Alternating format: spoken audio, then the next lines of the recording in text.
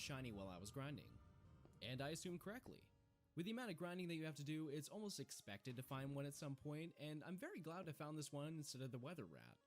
The first few levels were actually a little difficult because I would have to heal after almost every battle because both sides were dealing super effective damage. 4.5 hours for Ghastly to evolve into Haunter. Because we can't trade, Gengar is unobtainable. But then again, its shiny sucks, so I don't really care. Geodude was a pretty tough one, mostly because of the fact that it's once again one of those switch training Pokemon until it learns Rock Throw at level 11. This one took a little under 6 hours to evolve into Graveler, but that's nothing compared to the last two. So the next two are a lot higher in level, but in a weird way they're technically easier than the others. Totodile and Pidgey are both in a faster egg group than the others in this section. Each Pokemon in the game is registered in an XP group, which influences how much XP it needs before it levels up. So although both Pokemon require more XP in total, per level they technically level up faster than the others.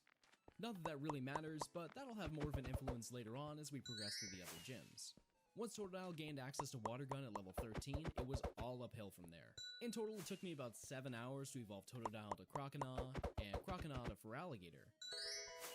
That may sound unrealistic because it was only 3 levels lower than Graveler, but keep in mind the difference between level 25 and level 30 is over 10,000 XP, which is about 2/3 of what Graveler earned to get to level 25. And now, Pidgey. Pidgey is once again the leader of the Why Did I Willingly Do This Challenge Club. It evolves at level 36, which means you have to earn roughly 40,000 XP to finish. And that's about double what Feraligatr had to get. Because Pidgey earns Gust a lot faster, it took about 15 hours to evolve Pidgey to Pidgeotto and Pidgeotto to Pidgeot. I really want to say this is the hardest one in the game, but there are much more difficult ones on the horizon.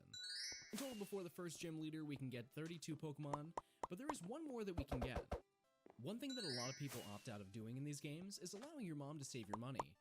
It's a pretty useless feature because if you need the money, you have to fly to your house to retrieve it. It's meant to be used so you don't spend all your money right when you get it, but I feel like that's something that's almost impossible to do no matter what part of the game you're in. This mechanic does have its incentives though. Once your bank reaches a specific amount, your mom will automatically buy you things and put them in your PC. They aren't random and they're given to you at specific increments. Among that list is the Moonstone. In order to get one, you have to have at least $15,000 in your mom's savings for her to buy one. You can only get one of them, which isn't the issue, but getting that much money at this point in the game is probably harder than leveling up everything for this section.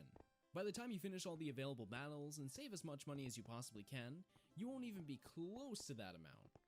Because you can't rematch trainers at this point, you have to farm berries in order to get enough money. These take days to grow, and although you can adjust the 3DS's clock to advance stuff like this, the payout is abysmal, and as a result it can take days, if not weeks, to complete.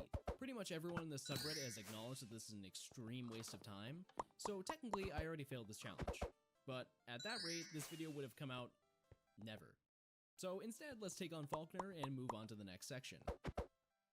So at this point you're probably thinking, wow, John, you've spent like an entire week grinding for the first badge. So it must get a lot easier now, right? No. As I mentioned in the last video, because of our overleveled team, there isn't a single battle that will be even slightly difficult.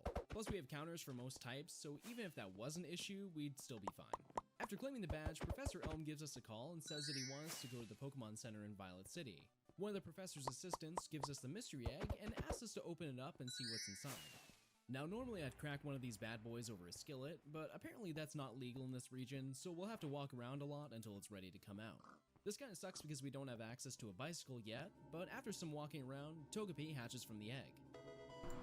Now that we've finished this might event, actually be the man it. blocking our access to round 30.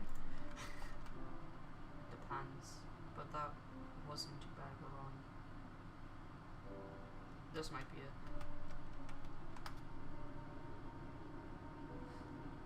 Come on, please. I want this to be over.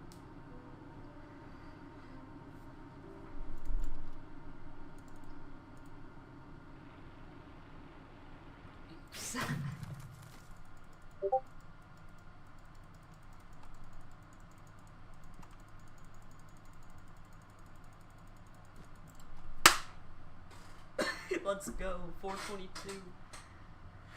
Please tell me that's on recording. Oh, thank God it is. There we go. Another second off.